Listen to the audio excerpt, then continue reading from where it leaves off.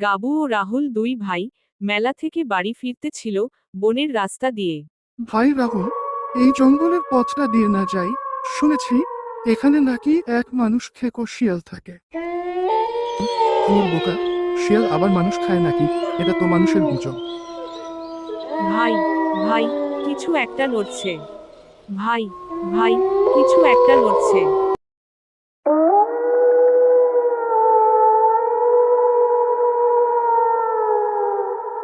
আমি এসেছি মানুষ খেতে।